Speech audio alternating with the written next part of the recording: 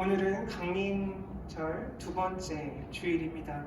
오늘 누가복음 3장 1절에서 6절 말씀을 통해 예수 그리스도의 오심이 말씀의 성취이고 말씀의 성취이신 주님의 길을 준비하고 곧게 하는 사람들이 바로 우리라는 고백을 이 시간 하기 원합니다. 말씀을 묵상하는 동안 말씀의 성취가 어디서 어떻게 누구에게 이루어지는지 깨달을 수 있었습니다. 먼저 말씀의 성취는 오늘 말씀에 따르면 역사의 한 복판에서 이루어지는 것이죠. 말씀이 생동하는 무대가 역사입니다. 1절과 2절을 보면 그 내용을 확인할 수 있습니다. 디베리오 황제가 통치한 지 15해, 그리고 본디오 빌라도가 유대의 총독으로 있었던 그때, 헤롯이 갈릴리의 분봉왕으로 있었고 그 동생 빌립이 이두레와 드라고닉 지방의 분봉왕으로 있었고 루사니아가 아빌레네의 분봉왕으로 있었던 그때를 이야기하죠. 안나스 가야바가 대제사장으로 있을 때, 그때 하나님의 말씀이 빈들에서 사가랴의 아들 요한에게 임했다고 증언하고 계시죠. 이는 세속적 권력 그리고 종교적 권력이 지배하고 그 큰 권력들이 활동하고 있는 그 권력들로 설명되어지는 이 세상의 어지러운 현실 한가운데서 하나님의 말씀이 임하고 있음을 우리에게 알려줍니다. 하나님은 세상과 멀리 동떨어져 계시지 않으신 분이라는 것, 그것을 확인할 수 있죠. 하나님의 통치는 세상 역사의 무대에서 그 세밀한 시간과 공간, 그 사이 틈바구니로 들어가고 계신 거죠. 이것이 복음이 작용하는 장소와 때라는 것을 우리가 깨달을 수 있습니다. 복음의 위치죠. 지금 여기 이곳 이 세상에, 그리고 우리의 평범한 일상 가운데 복음이 임하시고 계시다는 거예요. 그 한가운데 복음이 자리 잡고 있다는 말씀을 지금 하고 계세요. 여기에서 우리는 지금 우리가 사는 세상, 우리가 발딛고 있는 역사의 현장 한가운데 임하시는 하나님의 말씀이 과연 무엇일지 민감하게 살펴야 하는 그런 책임을 갖고 있는 존재죠. 그 말씀이 무엇인지, 그 말씀이 어떻게 이루어지고 있는지, 그리고 이미 이루어졌는지 그것을 깨달아야 우리가 주님의 길을 예비하고 주의 길을 곧게 하는 사람으로서 자리매김할 수 있는 것이라는 거예요. 두 번째로, 말씀이 성취되는 곳이 예루살렘이 아니라 광야의 한 복판임을 우리는 기억해야 합니다. 오늘 말씀에서 빈들이라 번역된 히라버는 에레모스라는 단어거든요. 신약성서에 48번 사용되는 단어로 버려진, 버림받은, 그리고 장소로서는 사막, 광야, 뜰, 빈들, 한적한 곳, 황폐한 곳, 그리고 어떤 사람이 혼자 있을 때 고독한, 이런 다양한 뜻으로 사용됐고 신약성서 곳곳에서 발견할 수 있어요. 이 광야, 빈들은 위험한 곳이죠. 그리고 외로운 곳이고 결핍의 장소입니다. 그러나 이는 어디까지나 하나님이 함께 계시지 않는 광야일 때를 설명하는 표현들이죠. 반면 성경의 여러 증언들을 통해 하나님이 우리를 만나는 곳이 바로 이 광야임을 확인할 수 있습니다. 예를 들어 출애굽기 13장 21절을 보면 낮에는 구름기둥, 밤에는 불기둥으로 이스라엘 백성을 인도하신 하나님을 우리가 만나게 되죠. 신명기 8장 16절, 시편 78편 24절을 보면 광야에서 우리가 살 수 있도록 매일 만나를 제공해 주시는 하나님을 우리가 만나게 되죠. 누가복음 9장 12절에서 17절을 보면 성인 남자만 5천 명, 즉 2만 명의 무리를 초대하셔서 잔치를 베푸시는 그 하나님을 만나는 장소 역시 빈들이죠. 따라서 광야는 하나님의 자녀가 하나님을 의지하는 법을 배우는 곳이죠. 성경에서 빈들은 하나님을 만나고 그 말씀을 배우고 그 말씀을 우리 삶에 적용하는 그 힘을 얻는 곳임을 우리가 확인할 수 있습니다. 지금 내가 있는 곳이 어디인지 늘 물어야 되는 이유가 여기 있죠. 내가 예루살렘에 있는지 아니면 광야에 서 있는지 그곳에 하나님이 함께 계신지 우리가 끊임없이 물어야 하는 것이죠. 내 삶 가운데서 하나님의 음성을 듣고 하나님을 만나는 경험을 하고 있다면 그곳이 바로 하나님의 말씀이 성취되는 광야라는 것을 알게 됩니다.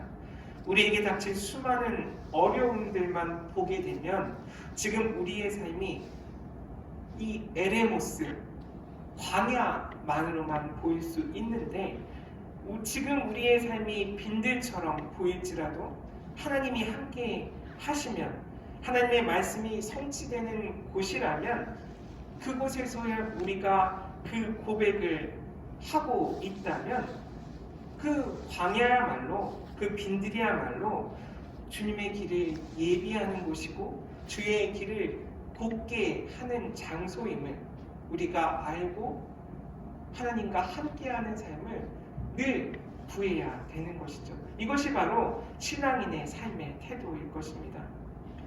세 번째로 말씀이 성취되는 것.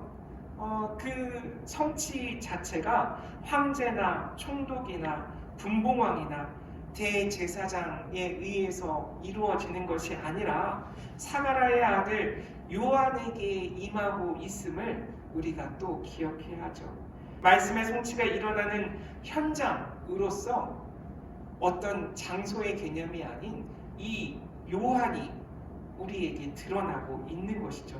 하나님의 말씀의 성취가 일어나는 현장으로서의 세례자 요한. 그것은 그 세례자 요한이 우리로도 나로도 충분히 대체될 수 있다는 것을 우리가 깨달을 수 있죠.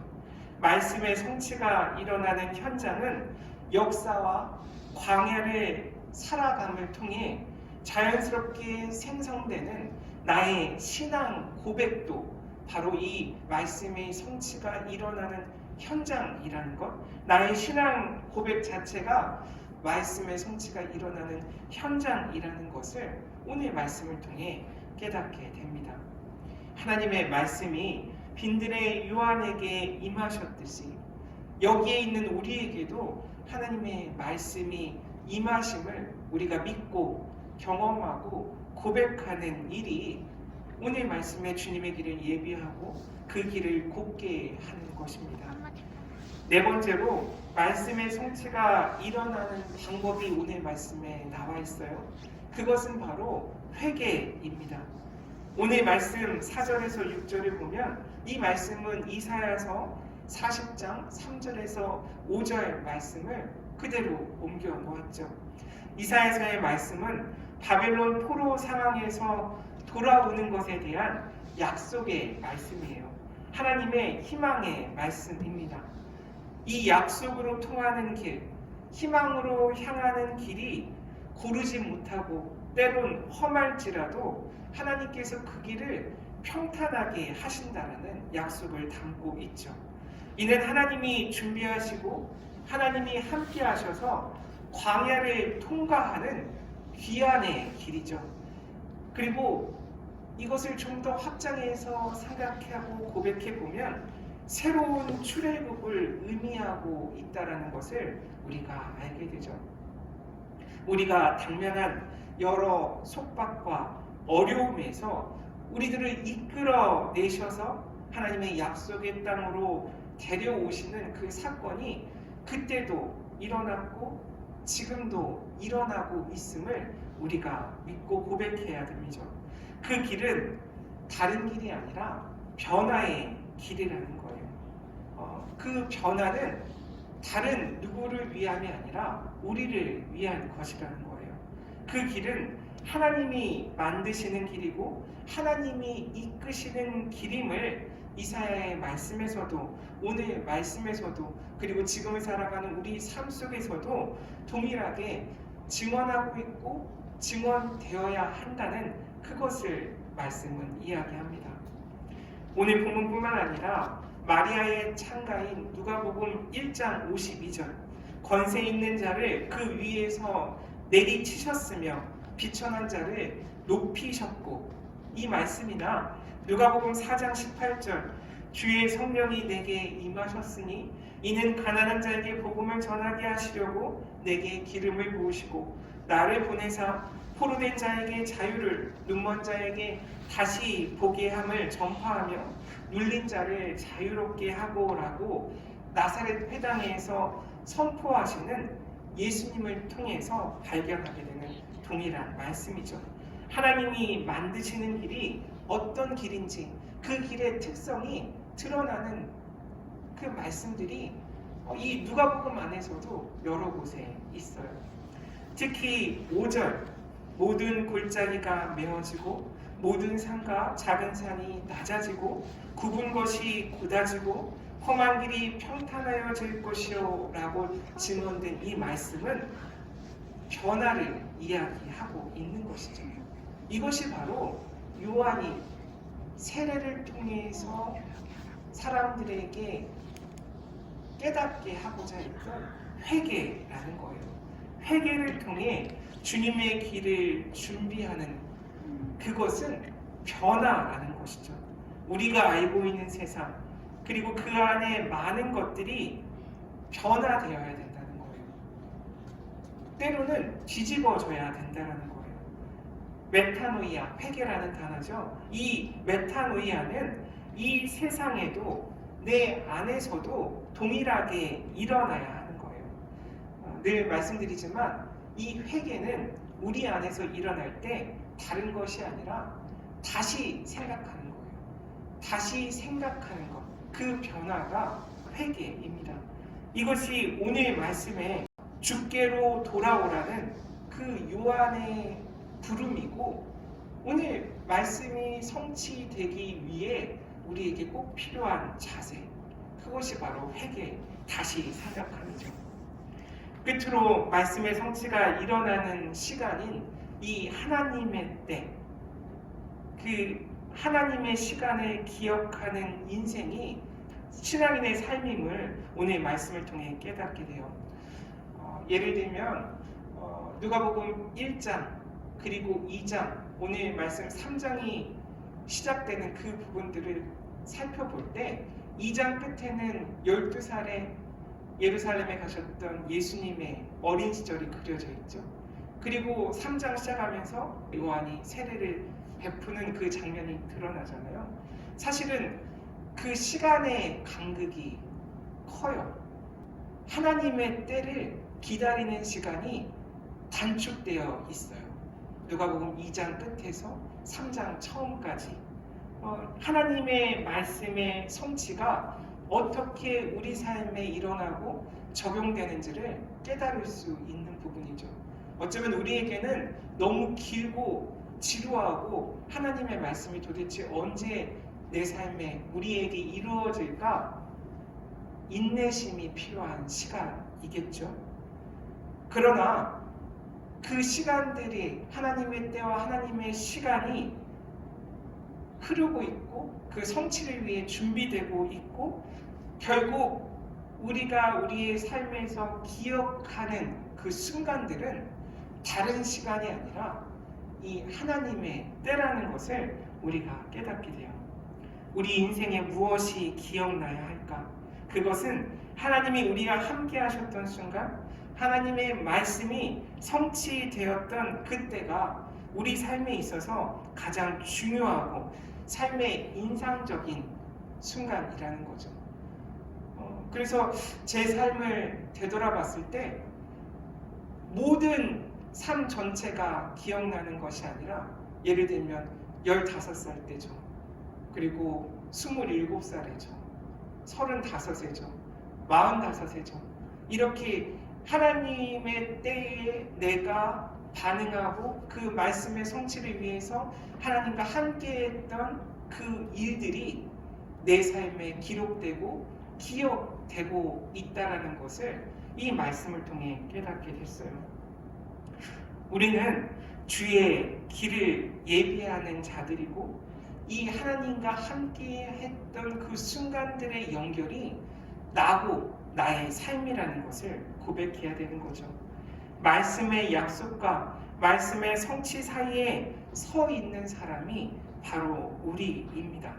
약속의 문을 여는 사람으로서, 또한 그 문턱에 서서 다른 이들을 초대하는 사람으로서 그 삶을 우리가 살아가야 합니다. 오늘 말씀을 정리하면, 우리는 하나님의 말씀의 성취이신 예수 그리스도를 기다리는 사람들이에요. 지금이 어떠한지, 우리가 어디에 어떻게 살고 있는지 그 역사의 현장을 늘 민감하게 살펴야 하는 사람들이죠. 그 안에서 일어나는 하나님의 말씀의 성취가 무엇인지 깨달아야 하는 사람들입니다. 하나님이 우리와 함께 하신다는 그 신앙 공동체, 그리고 나의 신앙 고백이 그 현장에 있어야 하는 거예요. 그리고 임마누엘을 고백하기 위해서 끊임없이 다시 생각하고 변화되는 과정으로서의 회개가 우리에게 꼭 필요하다는 것을 오늘 말씀을 통해 다시 확인하였습니다. 이것이 오늘 말씀을 통해 우리가 깨닫는 말씀이 성취되는 과정이에요. 이것이 우리가 세상의 길을 준비하는 것과는 전혀 다른 방식으로 주의 길을 예비하고 주의 길을 곱게 하는 일입니다. 하나님의 구원하심을 보고 경험하는 저와 여러분 되시길 주님의 이름으로 간절히 축원합니다. 아멘.